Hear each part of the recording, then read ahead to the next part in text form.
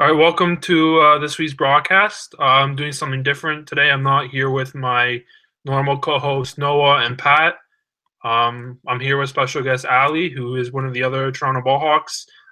Before I get into what I'm going to be talking about with him, I'm just going here to announce that I will be attending a game in Seattle, June 10th, Seattle versus the Jays. So I will be going to Seattle with my buddies, or with one of my buddies after staying in Vancouver for a little while. So I will be attending a game out in Seattle to see the Blue Jays take on the Mariners at Safeco Field.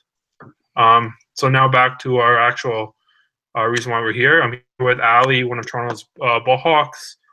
We're here to talk about spring training ball hawking, something different. Ali was just recently in Florida to see a lot of the teams out there, went to many stadiums. So I'm here to talk about some different things and stuff he noticed and some interesting facts. So first thing, did you notice anything different about stadiums? Like, what was the main difference between stadiums? Generally, well, I mean, let's just start with the Jay Stadium. It is a little outdated compared to the other stadiums. It is in need of an upgrade. Each stadium has its pros and cons. For example, the Jay Stadium, you can actually, if you choose not to get a ticket, you can actually ball hawk from outside the stadium and have a good chance of catching all the foul balls that leave the stadium.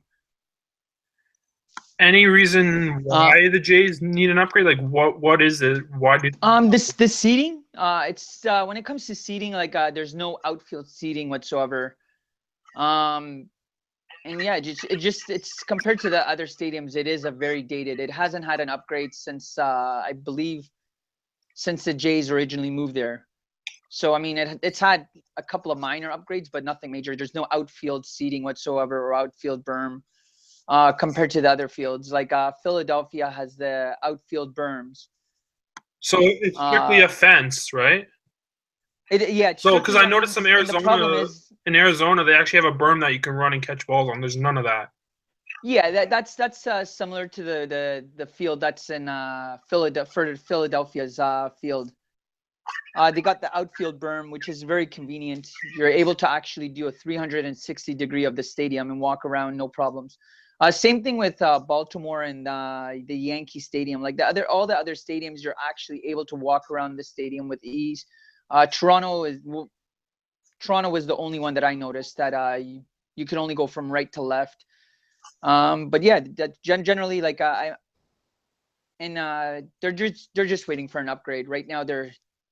I believe there's one group that's kind of stalled in talks regarding the upgrade, and once it comes, they are going to do a complete upgrade of the whole outfield.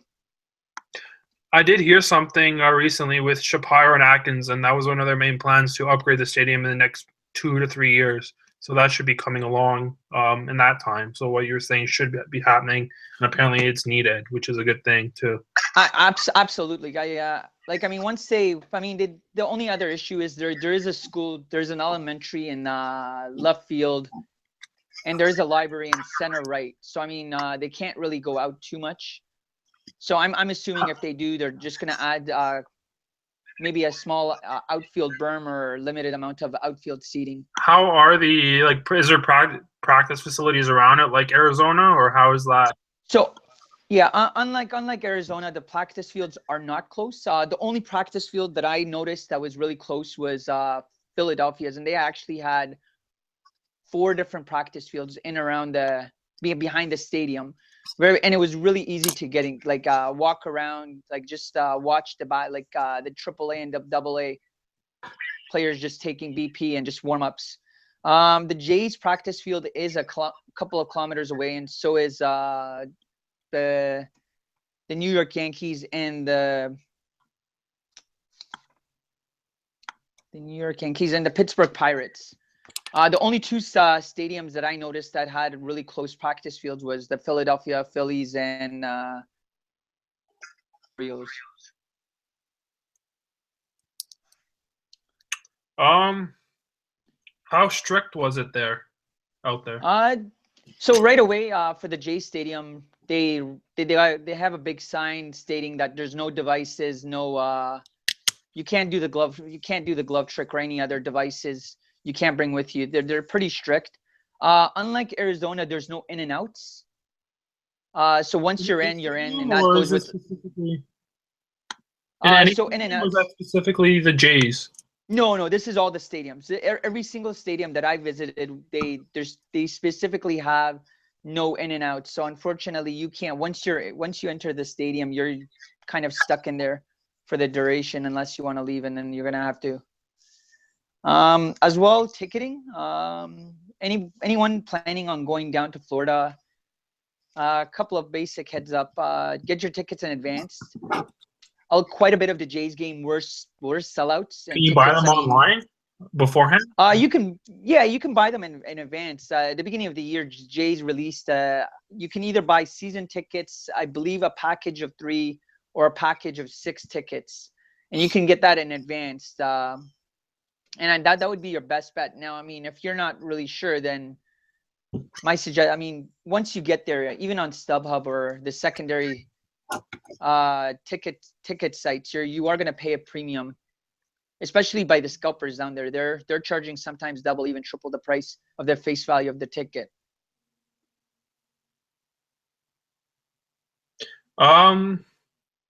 Was there BP? Like, did you see BP down there? Because I know in Arizona, from videos I've seen, there's not much BP. So there was quite a bit of BP.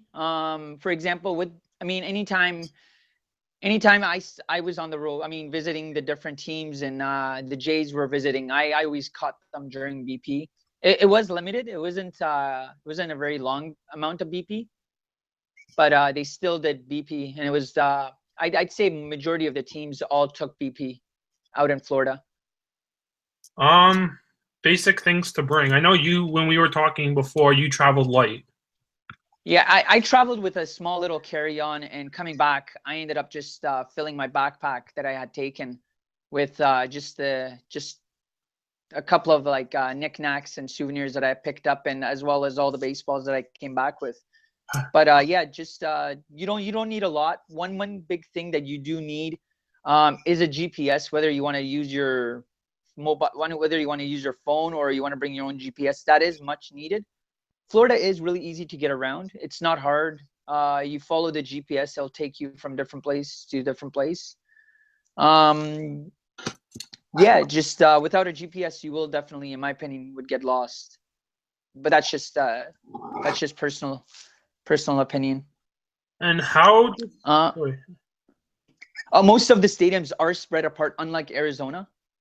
So a really good site, actually, I can recommend anybody interested in doing spring training is springtrainingconnection.com.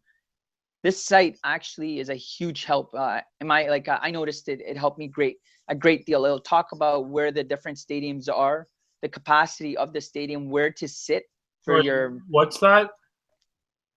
It was called springtrainingconnection.com. And I'll put that in. I'll try to add that into my the video link below to help you out. So Spring Connection? No, Spring Training Connection.com.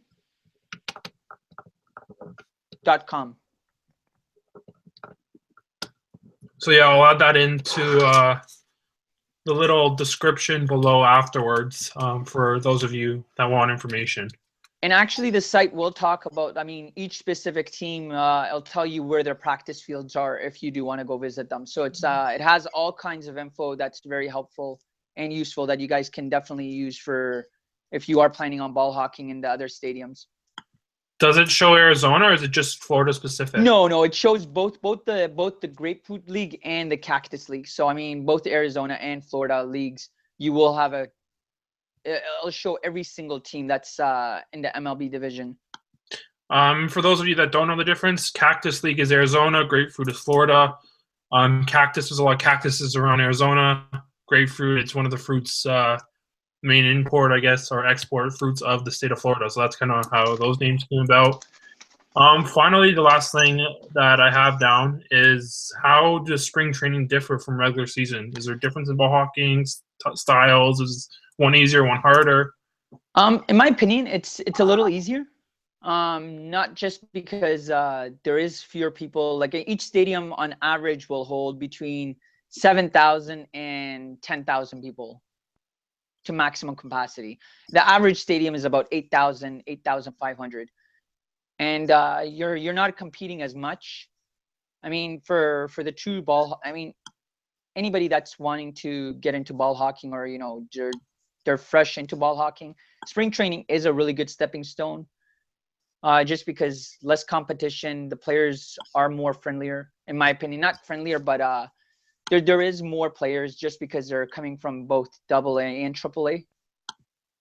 So as long as you can, Same tips apply.